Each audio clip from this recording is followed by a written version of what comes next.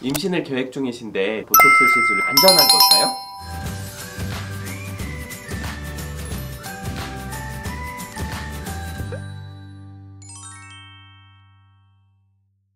안녕하세요. 닥터 디테일 압구정 송태일 원장입니다.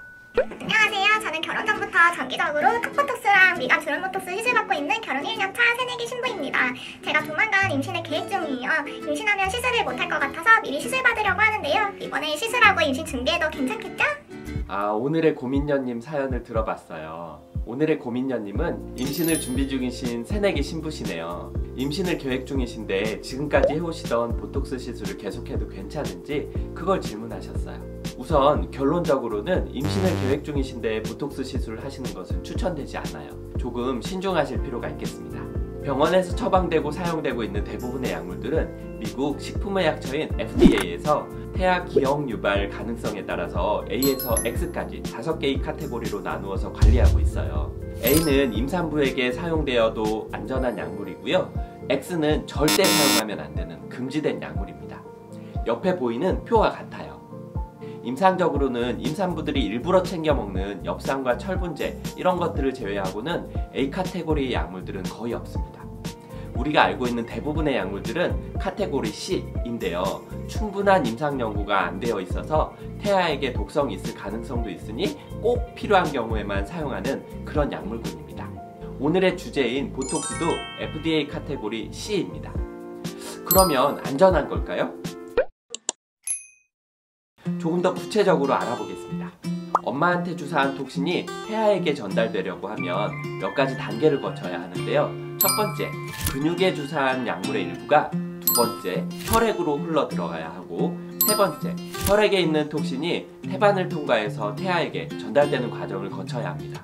우선 적절하게 주사만 됐다고 하면 근육 또는 피하에 주사된 보톡스가 혈액으로 흡수되는 양은 매우 미량입니다.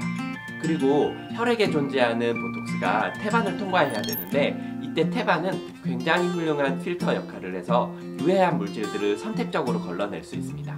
태반의 특성상 분자량이 작은 물질만 통과할 수 있는데요. 보톡스의 분자량은 150kDalton 정도로 매우 큰 분자량을 가지기 때문에 태반을 통과하기는 어려운 물질입니다.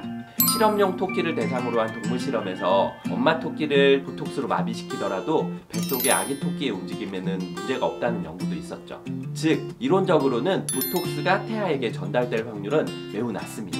사람에게는 어떨까요? 의학적으로 보톡스가 임산부에게 안전한지 그렇지 않은지를 제대로 증명하려고 하면 임산부들을 많이 모아서 각각 비슷한 특성을 갖는 A그룹, B그룹 두 그룹으로 나누고 한 그룹에는 약물을 투여하고 다른 한 그룹에는 위약을 투약한 다음에 아이가 정상적으로 태어나는지를 확인해 보는 것입니다. 들으시면서도 이상하잖아요. 그렇죠? 당연히 도덕적으로 이런 연구는 불가능합니다. 그래서 이런 연구가 있을 수가 없죠. 그래서 서두에서 말씀드린 것처럼 많은 약물들이 카테고리 C인 것입니다. 보톡스의 경우에도 위에서 말씀드린 대로 제대로 된 디자인의 연구는 없습니다.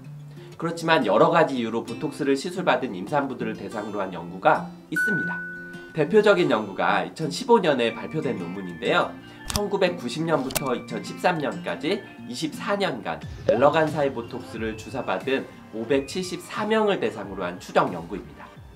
미용적, 치료적 목적으로 보톡스를 주사받은 임신 여성들을 추적한 그런 연구인데요.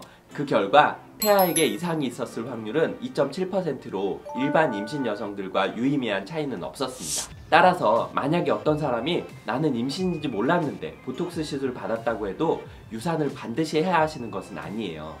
문제가 있을 가능성이 매우 낮으니까 산부인과에서 산전진찰을 잘 받으시면서 아이가 건강한지만 잘 체크하시면 되겠습니다.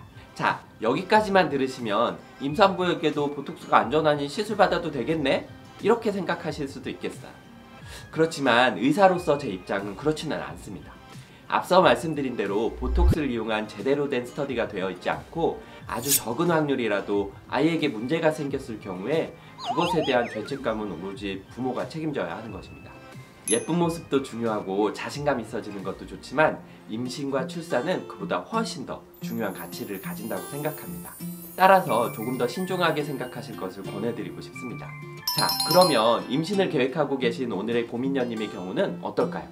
보톡스를 기준으로 한 동물 실험에 의하면 근육 또는 피하에 주사된 보톡스는 혈액으로 흡수되는 양이 매우 적고 혈액에 흡수된 보톡스는 48시간 정도 지나면 거의 다 제거되는 것으로 알려져 있습니다. 따라서 이론적으로는 임신 며칠 전이기만 하면 태아에게 전달될 수 있는 확률이 매우 낮은 것이죠. 하지만 임신 초기에는 임신을 모르는 경우도 많이 있을 수 있잖아요. 따라서 저는 보통 임신을 계획하고 계시다고 하면 가능하면 1개월 이내에는 보톡스 시술을 추천드리지 않고 있습니다. 오늘 내용은 다소 학술적이고 좀 재미가 없긴 했네요. 하지만 보톡스를 시술 받으시는 분들 중 상당수가 가임기 여성이기 때문에 반드시 이 문제로 고민하시는 분들이 있을 것 같아서 제가 준비해봤어요. 오늘 영상이 도움이 되셨으면 좋겠습니다. 다음에는 더 재밌고 유익한 영상으로 찾아뵙겠습니다. 지금까지 닥터 디테일 압구정 송태일 원장이었습니다. 감사합니다.